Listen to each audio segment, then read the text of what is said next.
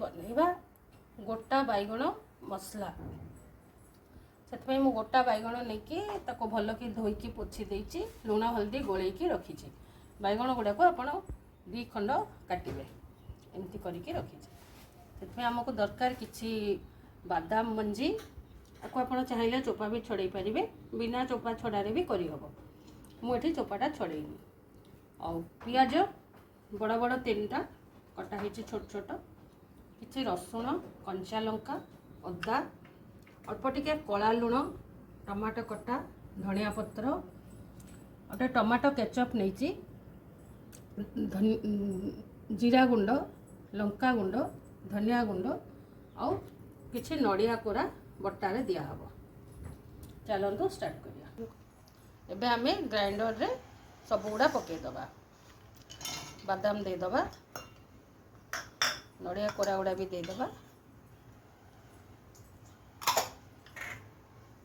अदा देदबा कंचा लंका भी देबा रसुण आपन जदि बहुत धनिया पत्र थिबो ताले धनिया पत्र आ अधिका भी बाटी पारिबे मोर ये अल्प अच्छी मुझे अल्प कटा रखी अल्प हाथ में पेस्ट पाई देबे यहाँ को आम गोटे पेस्ट बन नहीं आसवा ए स्मूथ देखो यहाँ आमर ए स्मूथ पेस्ट हो गला मु गोटे पैन बसई देती से 5-6 स्पून तेल दे तेलटा ए गरम हो गला आम ए गोटे गोटे कर बैगण आधे छाड़ा गैस फ्लेम को टे स्लो करदे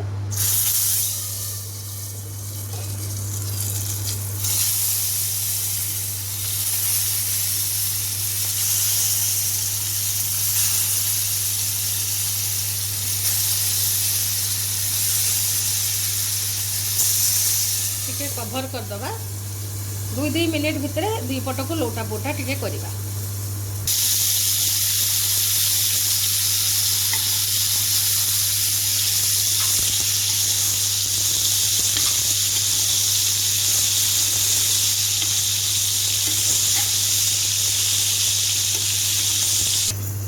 चलतु एबे बैगण गुड़ा देखा हो गला देखो बैगण गुड़ा सब हो गला एबे काढ़ी दबा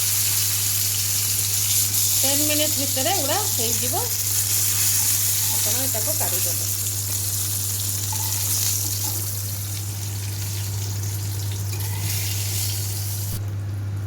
देखो बैगण गुड़ा ये छणा हो जाए मुझे सागर आउ कि पोटल भी देती आपड़ चाहिए पोटल दे भी पारे न भी दे पारे से पैन रे आउ अल्प टिके तेल दबा आउ 2 चामच खंडे तेल दबा खाली तड़का लगेगा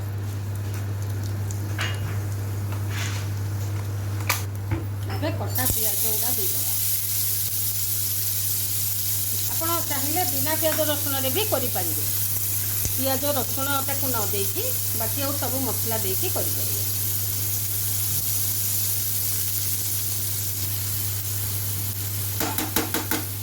पियाजटा कभर करदबा जल्दी कुक हाँवाई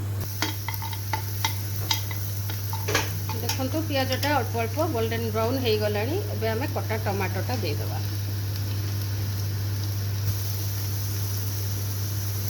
एबे ही आमे लुण हलदी सब ऐड करदबा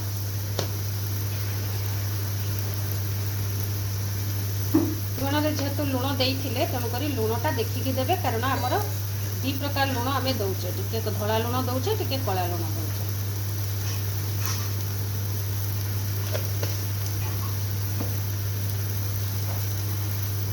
कला लुणटारे टिके बास्ना भल आसीबो कंचा लंका आमे बाटीचे से अनुसार आप लंका गुंडटा देखिकी देबे एटा काश्मीरी लंका गुंड बेसी राग हेबनी धनिया गुंड 2 चामच देबे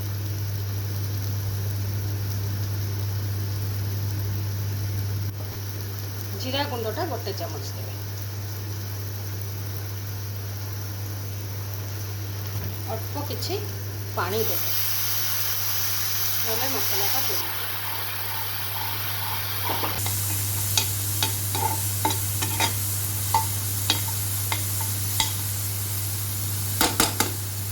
आमे जो टमाटो केचपटा रखीचे सेटा को दे दबा एटा मु एथि पई दउची टमाटोटा जेहेतु भल खट्टा ना এটা টিকে খଟା ଆଉ ମିଠାର ଟେଷ୍ଟ ଦେବା ପାଇଁ ଦେଉଛି।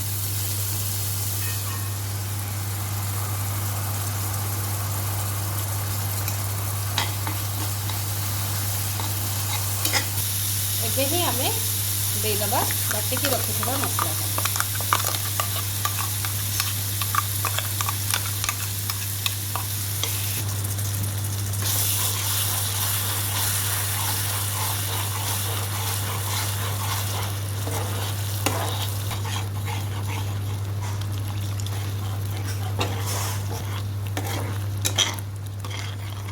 ଏବେ ଏଇଟାକୁ କଭର୍ କରିଦେବା। ଗ୍ୟାସ୍ର ଫ୍ଲେମ୍କୁ ଟିକେ ସ୍ଲୋ ରଖିବା। ମସଲାଟା ଧୀରେ ଧୀରେ ଟିକେ କୁକ୍ ହେବା ପାଇଁ ଛାଡ଼ିବା। ଏମିତି ଆମର ଉପରେ ପୁରା ତେଲଟା ଆସିଯିବ। ଏବେ ଦେଖନ୍ତୁ ମସଲାଟା ପୁରା ହେଇଗଲା। ଏବେ ବାଇଗଣ ଗୁଡ଼ା ସବୁ ଦେଇଦେବା।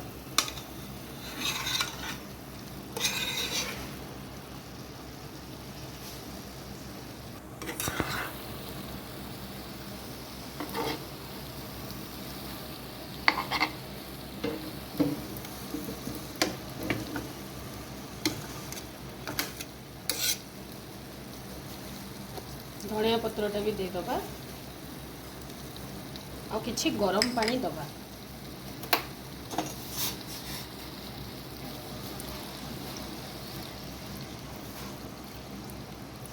ଥଣ୍ଡା ପାଣି ଦେବେନି, ଥଣ୍ଡା ପାଣିଟା ବାଇଗଣ ଖରାପ ଲାଗିବ।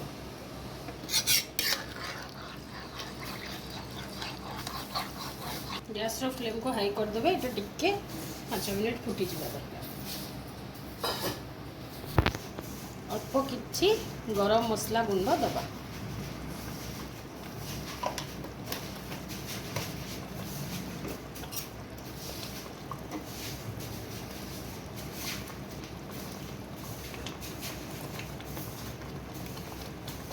ଏବେ ଟିକେ କଭର୍ କରିଦେବା।